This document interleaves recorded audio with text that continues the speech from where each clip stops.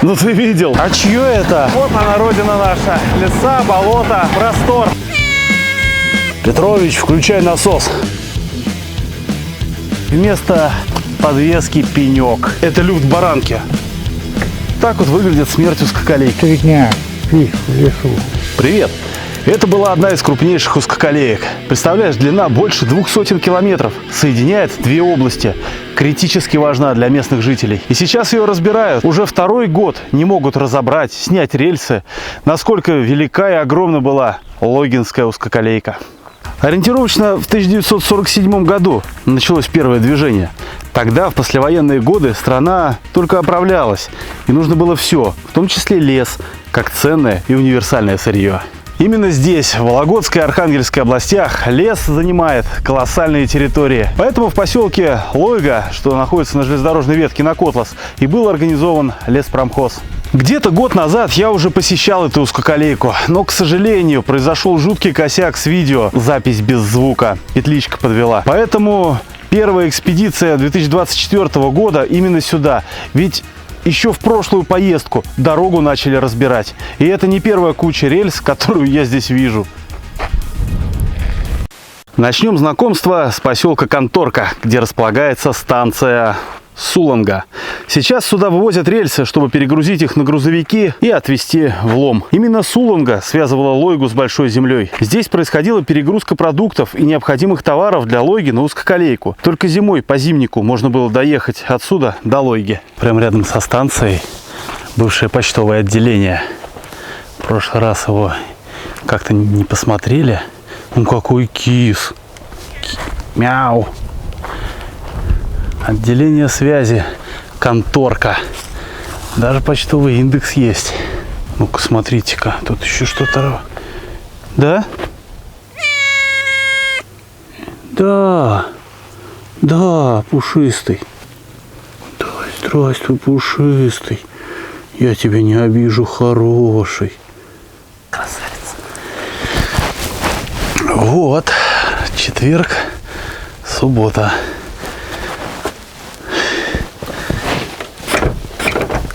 Закрыто. Вот как-то так. Так что почта до сих пор почта. Здравствуйте. Это что за комиссия? А где сейчас разбирают? До разъезда дошли уже? Это до 8 там разобрано. Это от Лойги до 8-го? Да, и в лес дорога идет, так там оттуда разбирают. Ага, то есть до туда можно доехать. Да. До Порше я могу сейчас доехать? Да, до самой-то не доедешь, уже они... А, уже сняли? Да. И моста нет через Поршу? Я не знаю, я не был. Ага. А мост отселился, говорит, плохой там. Обсыпалось все, так вот, наверное, из-за этого не уехали. Там паровозы-то уже больше не идут туда, вот этот свезет, а там остальные на той стороне. А, это из-за моста, из-за этого? Ну, А по мосту на Пионерке можно проехать? да, вот ездят нахуй на это. На Пионерке по тому мосту, да? Ага. А они, колеса у них, я не заметил, уширенные или узкие? Уширенные, высокие. А, на узких-то, может, и не проеду. Один, Но? одному-то тоже плохо. А что? Да, всякое бывает. Всяко бывает. Медведь на дорогу выскочить. По лесу-то. А что они, такие медведи здесь у вас? Живут, Докопаться могут? есть эти не сейчас. Все. Всякое бывает.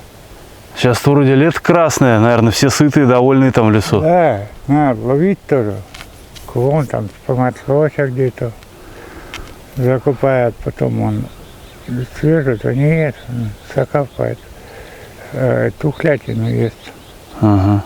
А я вот так курю, как уехали, так смотрю за этим. Ага. Это бывает эти, тот поведет, другой схватит железягу. Все жадность, а жадность фраера всегда губит. Это да. А вы здесь живете? Во, вот, Ага, а давно сюда вы приехали? Ой, давно. А как вообще здесь оказались? Вроде место такое не самое популярное. Да, вот тут в лесу я работал. Заготавливали? Но вот на паровозе возил. По 6 цепов, 8 бывало. Ой, бывало. Там чуть ли не 3 дня спишь в лесу. А почему так? 3 дня? Вот так, бывает, упадешь же. А, когда сход? Цепь, да.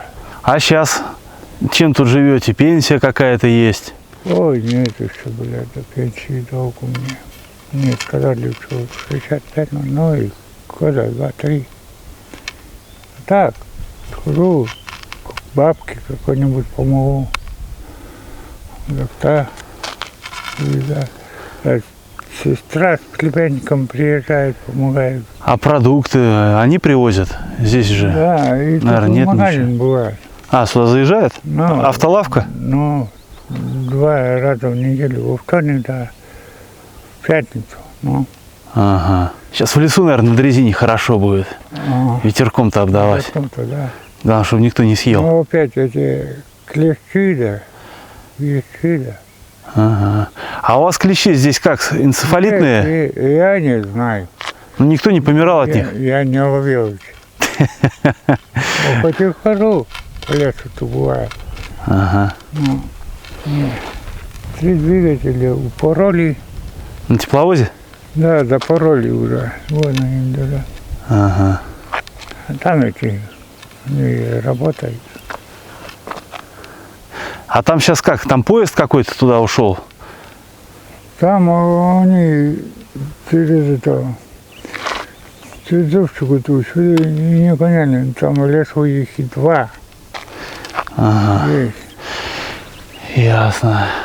Ну, то есть на Пионерке там сейчас можно будет проехать, Можно, в принципе, до Порше, там свободная линия. Ну, Ага. Ладно, спасибо тогда, не буду тратить время. До свидания. Да, к сожалению, нет хозяев новых, всех этих несметных богатств. С ними пообщаться не удастся. Ну ладно, что поделать. Вот так вот выглядит смерть узкоколейки, друзья. Тем более, какая бы дорога большая, крупная, великая, известная не была, это всего лишь металлолом. Ну, для некоторых. Вон тепловоз. На таком вывозят сцепы с рельсами. И все это перегружается. Как-то так вот это все и выглядит. Рельсы отдельно, накладки отдельно. Баллоны. Это газом все это дело режут. Платформы. Кстати, заводская табличка. Ну-кась. Ну-кась, ну-кась, ну-кась. 71-й, что ли, год. Вроде 71-й. Вот как-то так. Но техника, конечно, мега лютая. Наверное, больших денег это все дело приносит, если имеет смысл вот такую вот здоровую, мощную технику гонять. Там подъехал какой-то мужичок. Говорит, иди фотографируй меня на квадроцикле в панамке. Панамка красная, спортивная. Посмотрим, кто это такой. О, здрасте! Какая у вас панамка красивая. Пресса. Максим, Николай, будем так а с кого приехал тут? с Московской области. В гости? Я путешествую по узкоколейкам, пока ее не разобрали, хочу по ней проехать. Так а тут уж нет человек. Ну как, что-то да осталось, хоть до разъезда доехать. Какая у вас техника-то интересная. 500-ка? Красавец. А вы здесь как, работаете, чем-то занимаетесь? Или... Все, я на пенсии-то уже. Да чтоб я так на пенсии жил. Пока туда, пока обратно. Время-то идет. Еще в Тарнгу возвращаться. Только по телевизору не показать ей уже. По телевизору не покажут. Ну вот, опять Только в интернет. А в интернете может, там девки меня увидят в Вологде. Да? Угу. У нас блогер популярный. Нет, в Вологде там девки живут. Какие девки в Вологде? Да мои сейчас дочки. А, да я думал, там каких-то девок из Вологды в интернете покажут. А, не. Ладно тогда, что, пойду я дальше. Счастливо. Давай. До свидания. Конечно, страшно представить, сколько это все вообще может стоить. Казалось бы, черняга, но в таких объемах. Ё-моё, значит, выгодно всю вот эту вот технику содержать. Рабочая узкоколейная техника. Редкость уже в наши времена. Эх, какая редкость. 3229 Ту-7А. Местный номер 14. Как видим, смазано все. Ну, рабочая техника, ну что с нее взять? Реально рабочий тепловоз. Давайте немножко глянем. Опа. Вот такая вот она. Ух ты, дурильник в кабине. Ну вот, как и говорили, на несколько дней могут в лесу застрять, чтобы не околеть зимой. Буржуйка, ну это классика жанра узкоколейной техники. Печка в кабине, ну, святое. Из остатков былого величия, вон, рация видна. Все-таки здесь и диспетчерская централизация была. Ну, не централизация, все-таки по средствам радиосвязи движение осуществлялось. Сколько здесь усов было. Такая вот семерка, вполне себе рабочая, живая. Магнитола, ну все по классике, ребят. Классическая узкоколейная кабина. Шторки, лежанка, печка, заваленки. Все, как оно и должно быть. Дорабатывает тепловоз. Дорабатывает. А раньше-то в депо их целые вереницы стояли. Сколько техники было. Шутка ли? Одна из немногих узкоколеек, которая у Камбарского машзавода, который строит вот эти вот красавцы этих, покупала новые тепловозы. Прям с завода новый тепловоз заказать. Аж 2 штуки их там было. И внезапно 2022 год. Классика. Ой, а что случилось? Лес, который в основном шел на экспорт, перестал быть нужен. И тут начало внезапно выясняться, что дорога-то в аварийном движении, ой, Машка, что возить небезопасно, и вообще все это проще разобрать и закрыть, и продать. Что сейчас и происходит. Печальное, конечно, зрелище, но такова жизнь. Не, ну техника просто зверская, удивительная. Кабина от МАЗа, все остальное что-то как будто прям военное. Жесть. По-моему, вот похожую можно в каких-то симуляторах езды по грязи найти. И там по ней там месить глину. Ну, жуть, конечно, выглядит это все просто монструозно. И казалось бы, вот вроде вот это вот колун-людоед, вот это вот животное из металла, вроде жесть. Но это просто превосходит, это кошмар какой-то.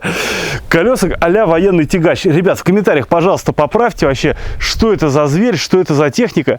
Я такого не знаю. Но это классика жанра.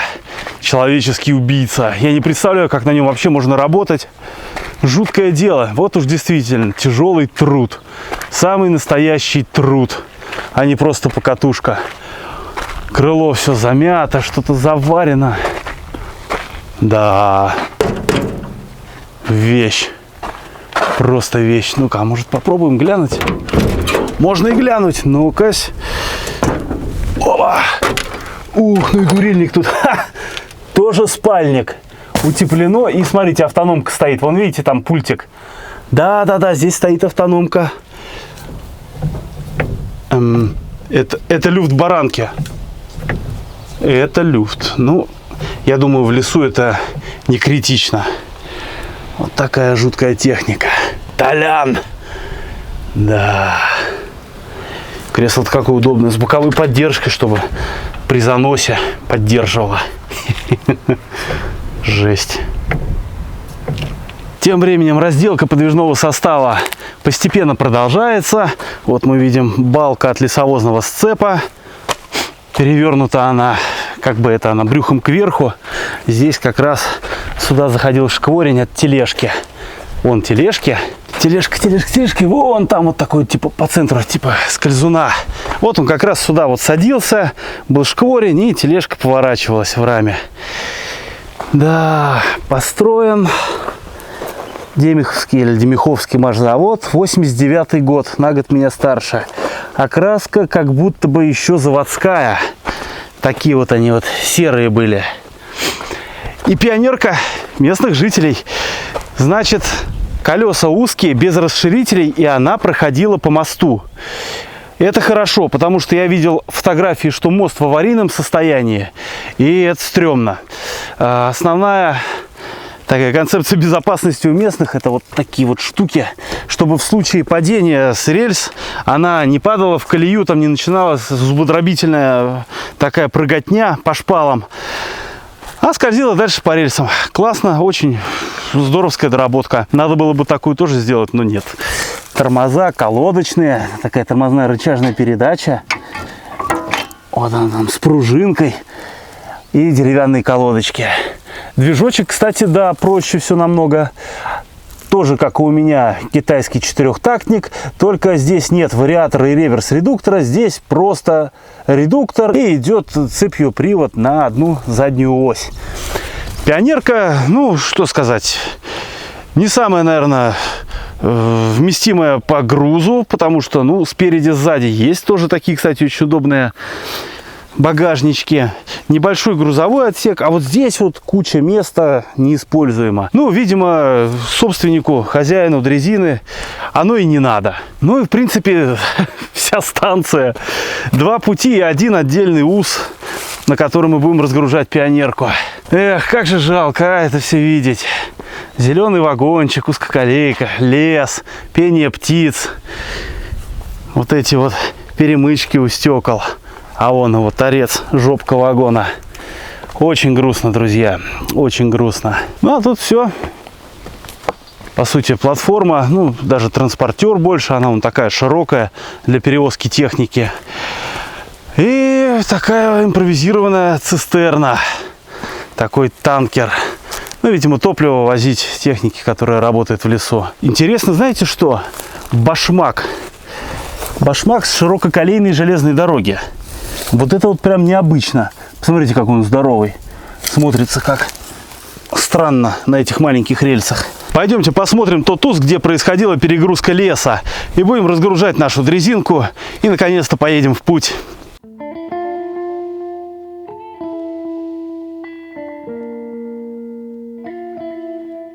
Прежде чем мы пойдем туда гулять, обработка. Среди клещей нет друзей.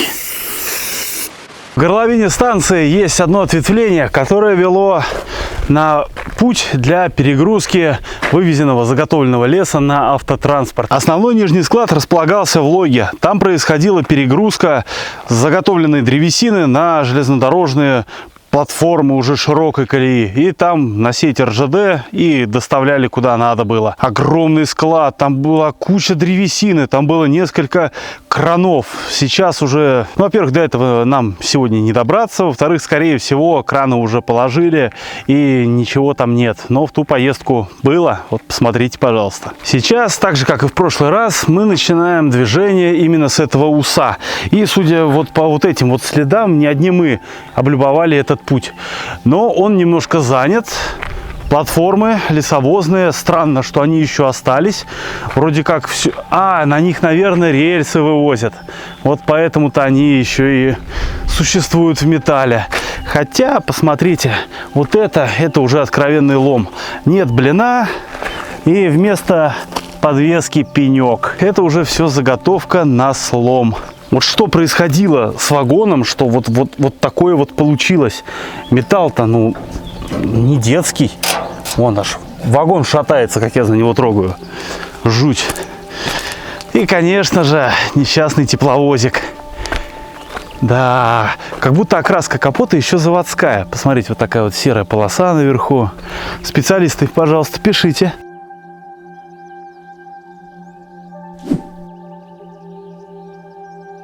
А, это вообще не машина, это же снегочист чистый.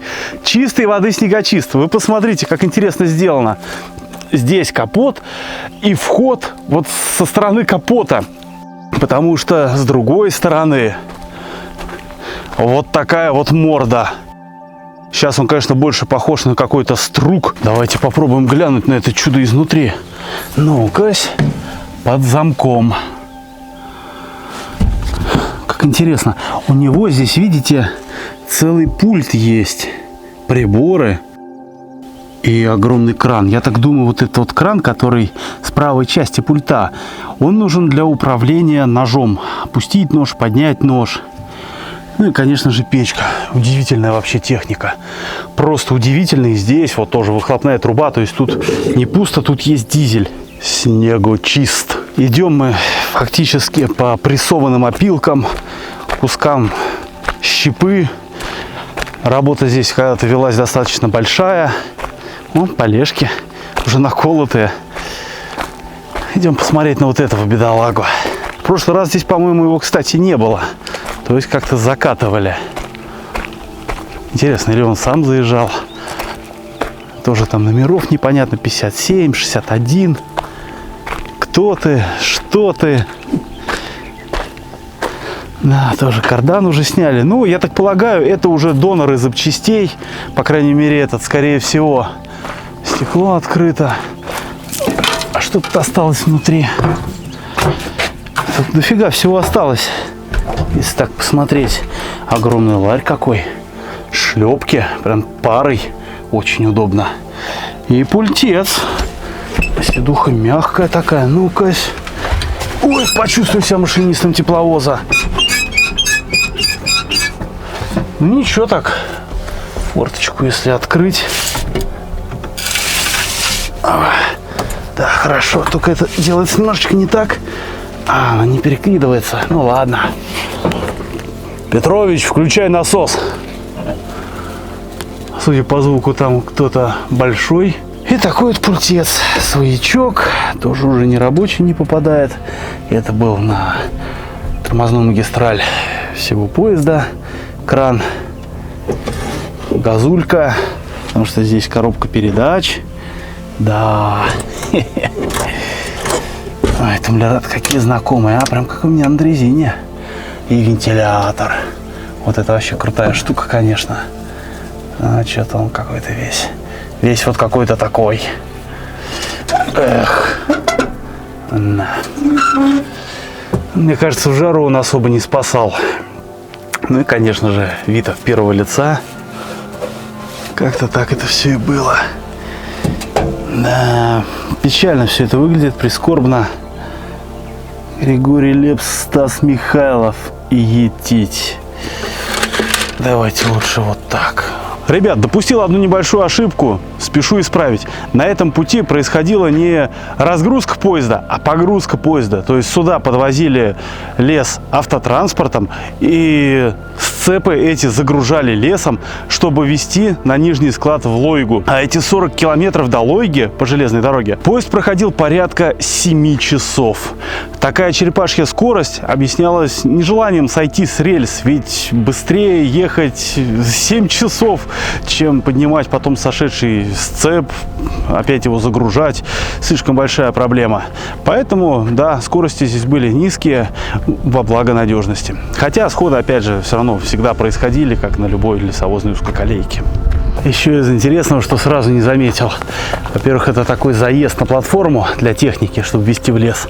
А во-вторых, это такая вот уже бывшая дрезина с такими необычными колесами-катками. Жуть. Лютый самопал из трубы, что ли, из какой-то сделано. Но, однако ж, видимо, работала, возила. Ну все, последние приготовления сделаны. Погнали в лес. В какой-то веке надел кожаную куртку. Она у меня только для таких поездок используется.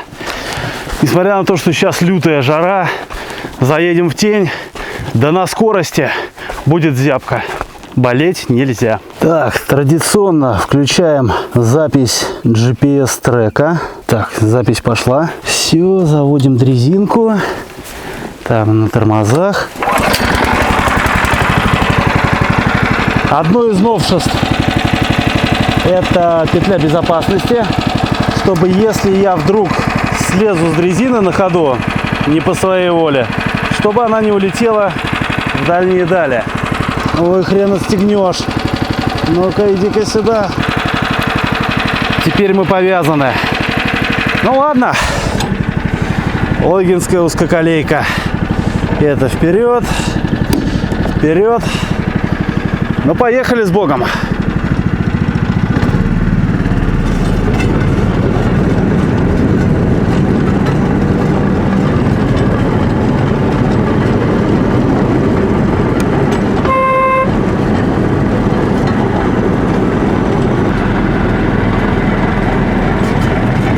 Едем тяжело, потому что в горку.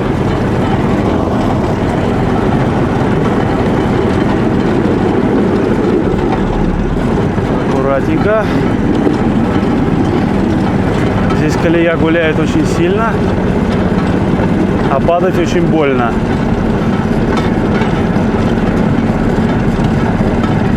И стрелка не наша, конечно же.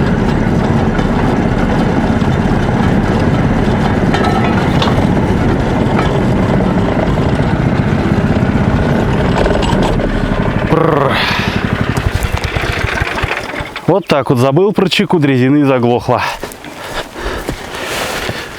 Ай, полуразобранная стрелка. Как же переводить-то? А, тут вот так вот сделано. Я думаю, знаете, проще сейчас будет ее подкатить и перетащить, чем заморачиваться. Потом еще стрелка сделается не так. Нафиг надо. Ну а здесь нужны две руки, поэтому это останется за кадром. Сдал немножко на станцию Суланга, потому что вспомнил, что внезапно я не взял инструмент. Вообще никакой. Еды, воды, бензопилы, да. Фотоаппарат взял, а инструмент нет. Она после ремонта еще не заработала такой кредит доверия, поэтому пришлось вернуться. Но тем символичнее. Стартуем прямо от станции. Ну, поехали. И стрелка нам сразу будет по маршруту.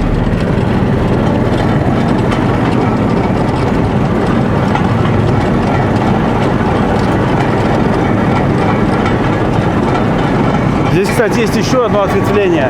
Буквально на 2 платформы. Станция Айга. Еще Айга. Удивительно. Но мы едем прямо.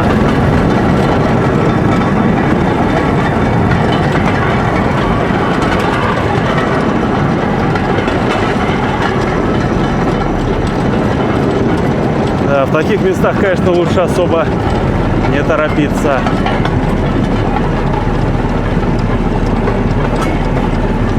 У кого-то здесь дрезинка, наверное, еще хранится, если замочек висит. И вот такие рельсы. Ух, ё! Поездка может затянуться.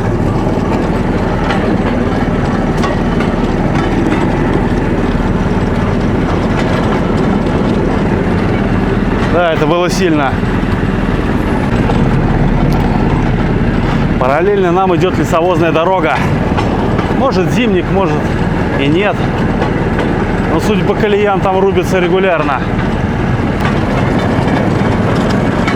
Да, прощание с Лойгинской. Очень жаль, друзья. Такая магистраль гигантская была. А вон тоже такая отвороточка. Оп-оп. И кому-то к дому пошла.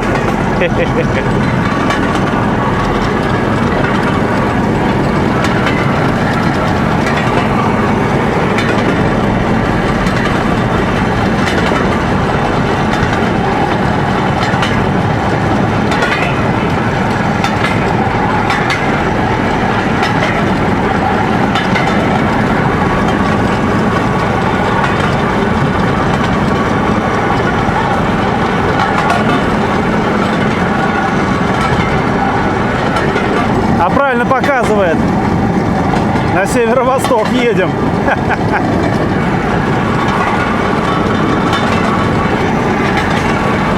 Господи, как же я соскучился по этому.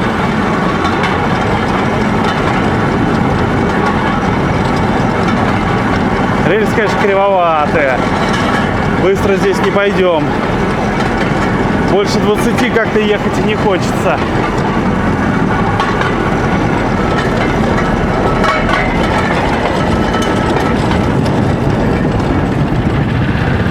Прошли. Да, это похоже зимник. О, сортир. Круто. Какие удобства. Здесь как будто происходила перегрузка. Как будто не на станции, а здесь. Может, когда-то станция была забита. Пока грузили там, следующий СЦ приезжал, его грузили прямо здесь. И площадка, и следы работы на это как бы намекают. Нам дальше в лес. Что-то, мне кажется, ехать будем долго.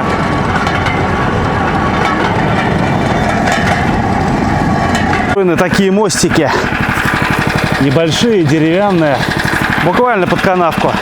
На некоторых дорогах сюда еще трубу бетонную кладут. Но здесь нет. Зато есть немного мусора. Она идет оттуда через лес, под Зимником и под узкоколейкой, и дальше туда, вниз. А здесь такое, ну, как мини-болотце. Что интересно, видите, два провода.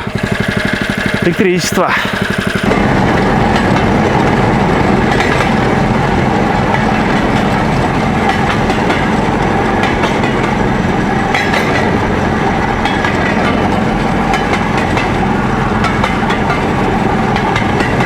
Стыки в разбежку, поэтому и звук такой.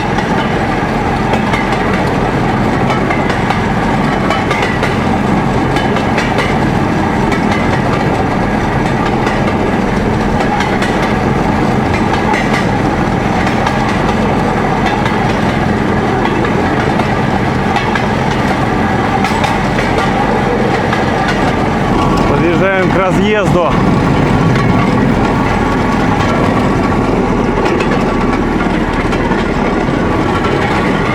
Раз так больно, лес расступился. А сам разъезд уже давно не используется. Видимо, был для скрещения поездов или для отстоя пустых сцепов, пока там грузят. С другой стороны болото, топь. Самое натуральное. Ох, не хотелось бы туда попасть. Пока мы все едем, это все еще разъезд. Красиво.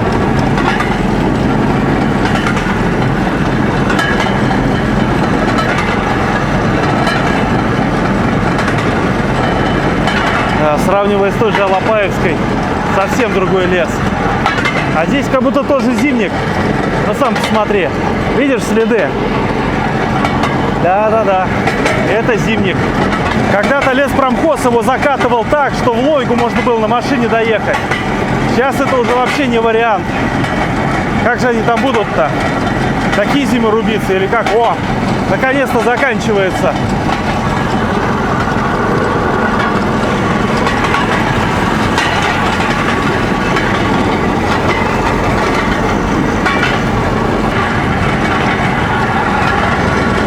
Так, выбросы пути. Притормаживаем. Да, улететь здесь можно знатно. И тут тоже болотце.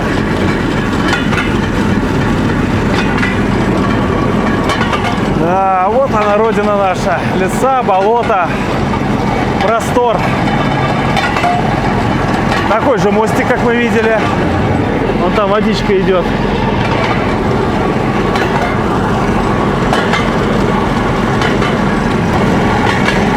Лес, как из сказки.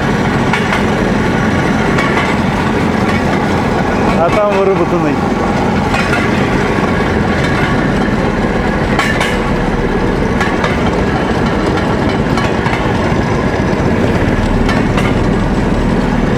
Где-то здесь было ответвление на Шевелевскую. Интересно его попробовать найти. Интересно, вообще что-нибудь осталось. Пока видно только опять болото.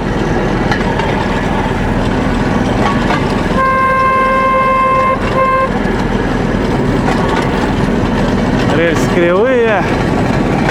Быстро не поедем.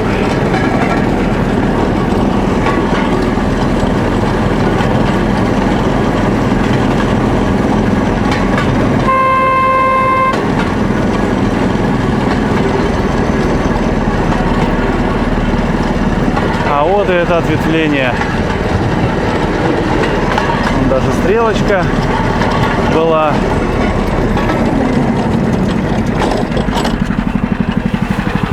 И оно шло туда дальше. Давайте немножко прогуляемся, посмотрим.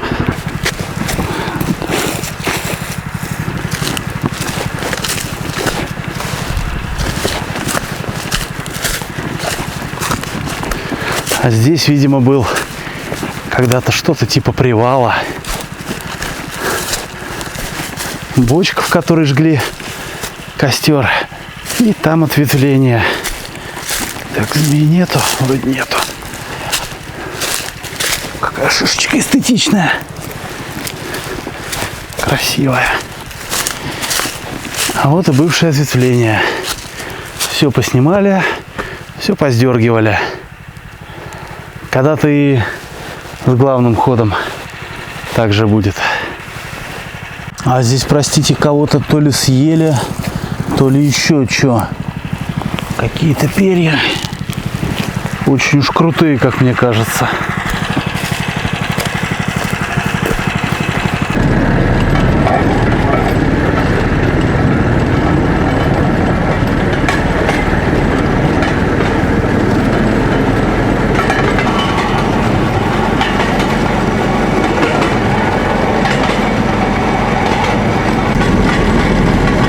Кривые, очень кривые. Стрёмненько в закрытом повороте ехать.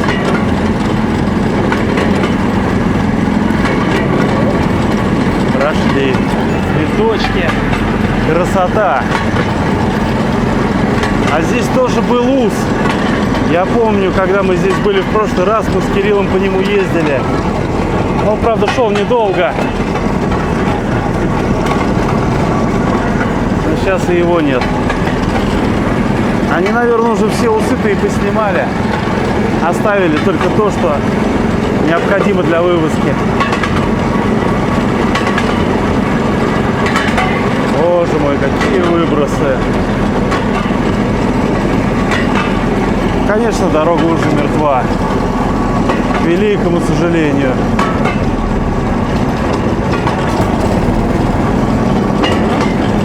А у кого-то место здесь было свое, куда он ставил дрезинку-пионерку, вот такую вот небольшую эстакаду, сложенную из дерева.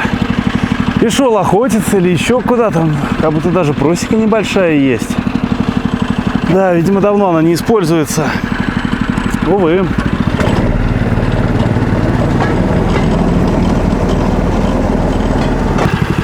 Еще одно местечко для дрезинки. И здесь даже есть деление леса на квадраты. 43-й, 44-й, 34-й, 33-й. И такая небольшая просека. Да, видимо, усы они разобрали. Еще одно ответвление когда-то было.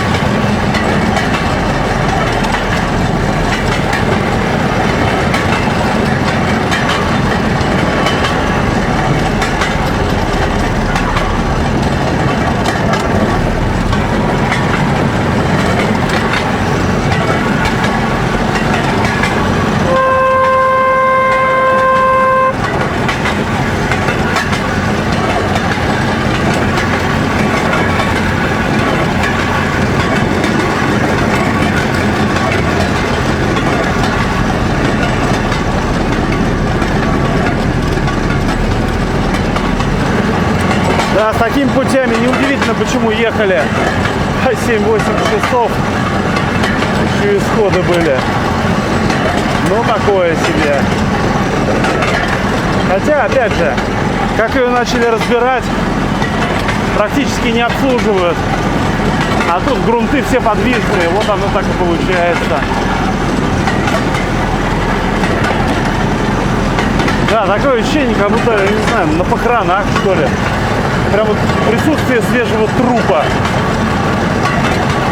Такое себе. Такое себе.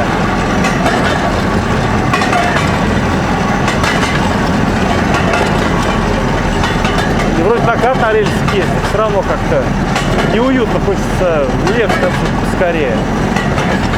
Первый раз на такой ускалейке. Еще в пользу того, что путь приходит в упадок без обслуживания, помимо здравого смысла, говорит практика. Вот, посмотри, пожалуйста. Правая нитка, видишь, она прямо ниже. Вот так вот путь встал на перекос. Из-за того, что здесь постоянно вода, из-за того, что зимой это все замерзает, грунт пучит, грунт подвижный. Из-за этого и рельсовая колея тоже становится не идеальной, уходит от своих заданных параметров. Явный тому пример. Небольшой разъезд. Надо же, там даже что-то есть. Давай посмотрим. Так. Ага. Якобы с топливом. Эстетичная заброшенная железная дорога идет параллельно основной линии. И на ней стоит вот это вот инфернальное нёх. Конечно же, сделано на базе платформы. Да. Интересно, что там наверху. Да, не внушает доверия. Так, ну судя по тому, как это все качается, они пустые. Так. Нет, это лучше. Да как лучше залезть-то? Лучше, наверное, на ту. Так, попытка номер 2. О!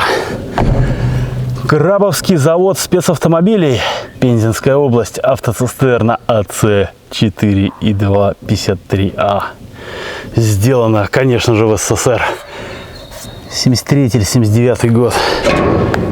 Так. И что тут у нас? Так, так, так.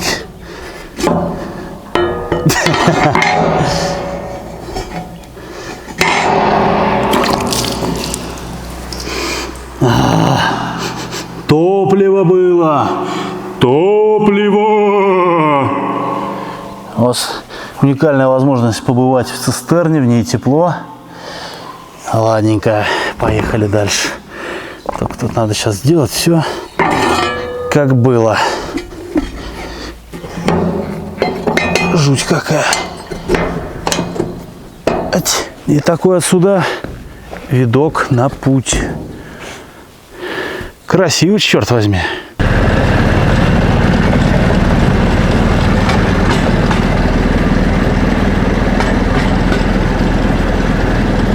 И как интересно, живой путь в свету, а не используемый на темной стороне. Готично.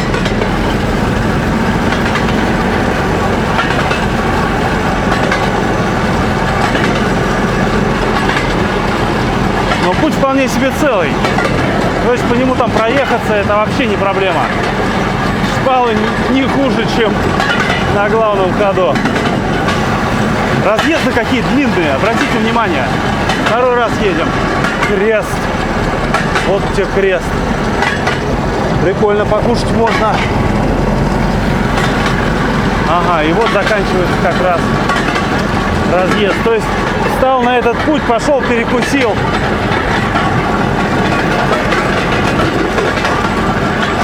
Красота.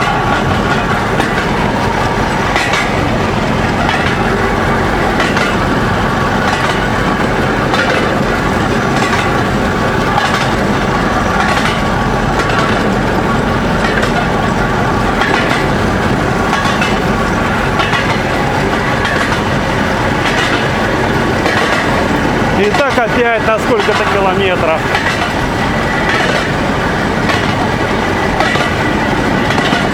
Слушай, я не знаю, конечно. Надеюсь, ты не ешь. Если ешь, прости. Но никто не знает, а чье это? Если Михаил Потапыча, надо нам скорее драпать от Седова.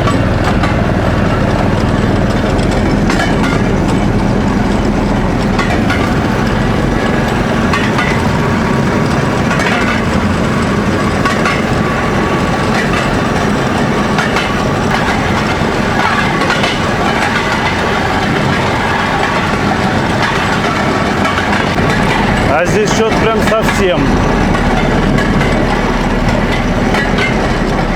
опять грунт повело.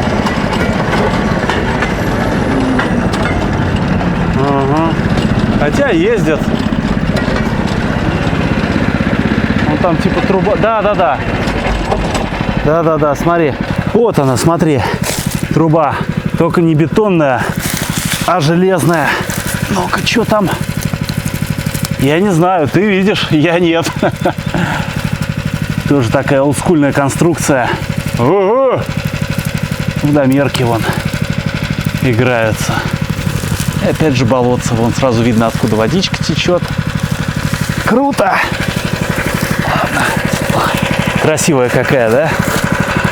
Ладно, погнали дальше. О, какой мостик мы сейчас прошли. Ходом, но, блин. Но мне кажется, дальше нас ждет кое-что потрэшовее, а это так, тренировка нервов. Но все равно, когда рельсы висят в воздухе, остросюжетненько. Резинка немного подергивается, топливо подходит к концу. Я думаю, здесь на солнышке отличное место, чтобы заправиться. О, даже ничего не надо было делать. Движочек заглох.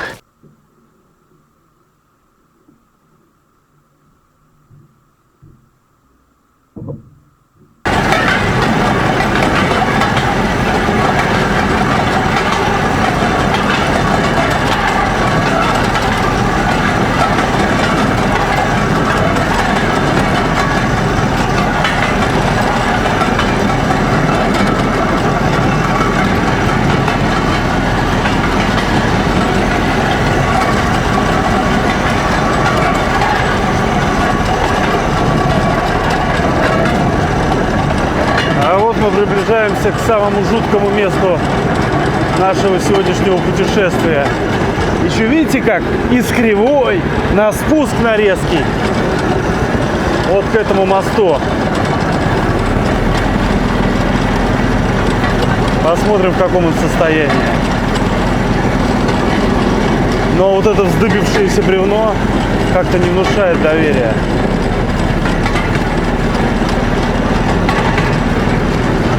Ё-моё!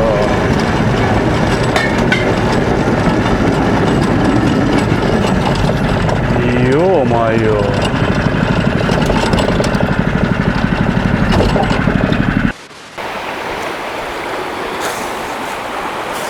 Обалдеть!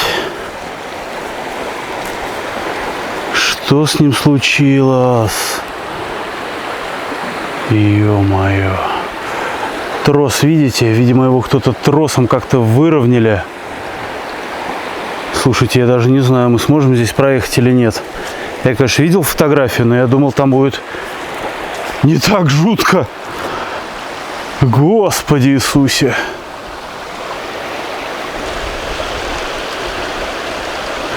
Но тут есть шпала, а там стяжка.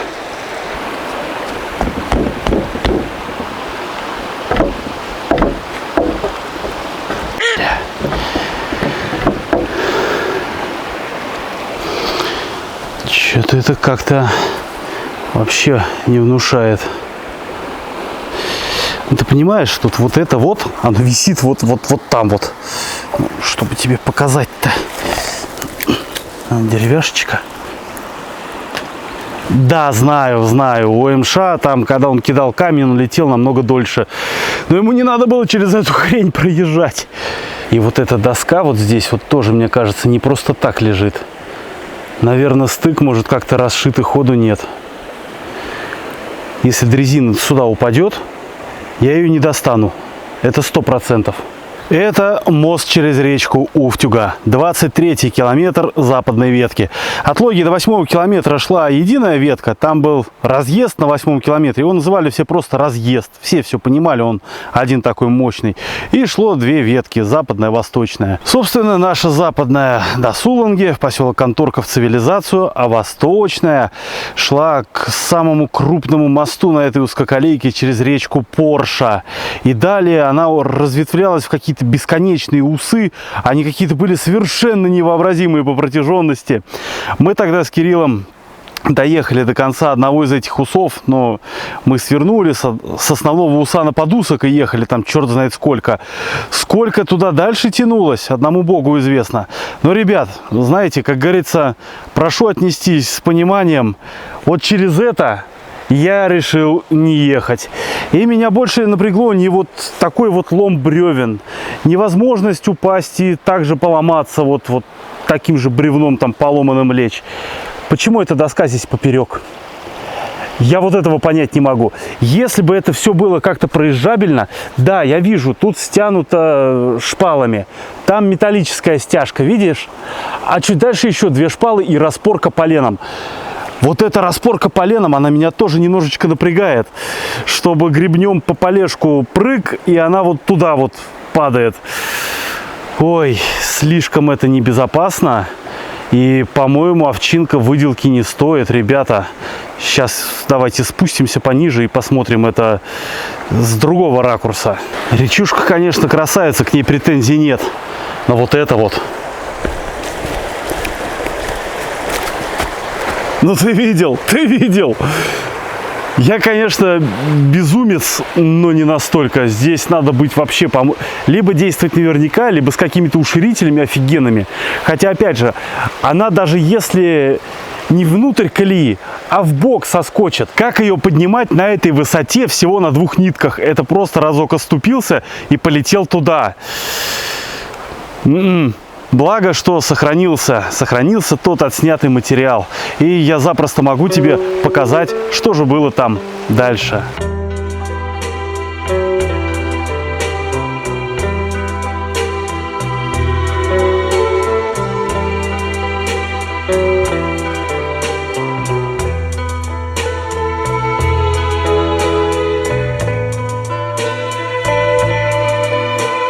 Вот так вот мост подвязали, чтобы он, не дай бог, не обвалился в ту сторону. Вот так вот. Трос, скобы. А тут целый маленький пляжик есть. Да, кто-то по нему ходил. Смотри, как красиво, а? Здорово, правда? Тут еще какие-то следы чьих-то лапок. Такие вот маленькие лапки. Ну-ка, ну-ка, ну-ка. О, какие. И речка. Такой вот берег. Здесь было бы, кстати, на каком-нибудь сапе прикольно отсюда стартануть и туда дальше. Очень красиво, как считаешь? А куда человек этот шел? Ай. Так. Топка, топка. Да, он, видимо, тоже понял, что топка, и решил развернуться. В общем, такая вот красота была. Мост, конечно, прекрасен. Такое мощное деревянное зодчество. Все усилено, все в опорах, в распорках, в укосинах. Ну, казалось бы, ну-ка.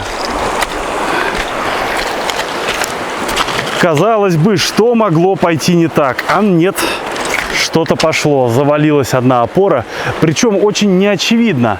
Смотри, здесь-то основное русло, вот оно идет. Вот мы тут стоим. Ой, вода-то какая классная, а? Надо будет потом руки помыть. Черная. Ой, какие цвета, какие игры красок. И, к сожалению, разрушенный мост. Там дрезинка видна. Привет! Почему именно здесь? Есть небольшое подозрение, что это было сделано преднамеренно в знак протеста против разбора линии. Все-таки очень дорогая эта дорога для жителей Лойги. Да, согласен, в Лойгу ходит пригород из Котласа. Ну, не в Лойгу, через Лойгу. Там стоянка минута. Но все справки, все продукты, весь основной такой бытовой движ, он происходил как раз вот по этой западной ветке. Как раз через Сулангу, Конторка. Да господи, там даже хоронить возили здесь, по этой дороге. Что будет дальше, одному богу известно. Конечно же, никто не будет прокладывать хорошую автомобильную дорогу. Но ты представь, вот здесь вот построить автомобильный мост ради одной Лойги. Ну серьезно, ну ты шутишь? И что получается? Ни хозяйственно-бытовых дел, ни каких-то важных, срочных, ведь цивилизация там, соответственно, чуть что, погрузил на тепловоз, поехали, скорую туда вызывали. А как сейчас? Люди вроде как и живут на железной дороге, на ширококолейной станции, такой мощный поселок, но они фактически отрезаны. Леспромхоз закрылся, как их там, вологодские лесопромышленники.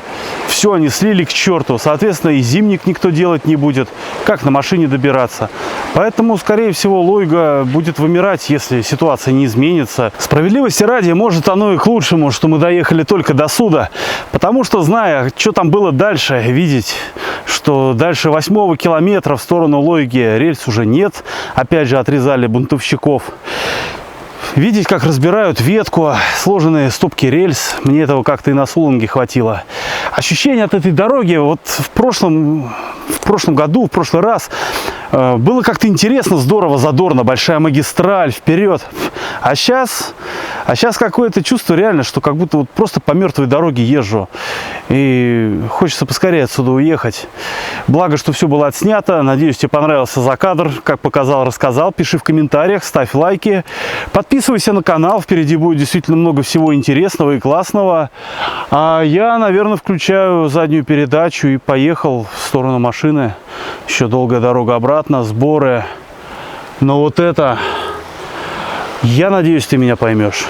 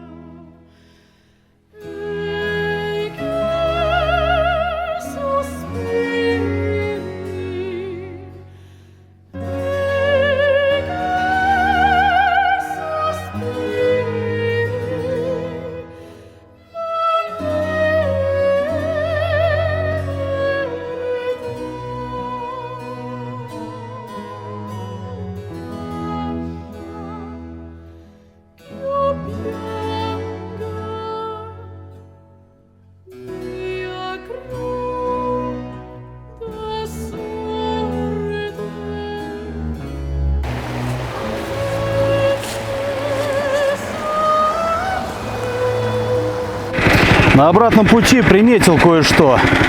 Вот такая вот штучка, оказывается, здесь была. Он лежал скинутый от рельс. И, судя по всему, это была попытка произвести ограждение вот того ужаса, который мы видели. Вернул на место. Пусть будет, как было.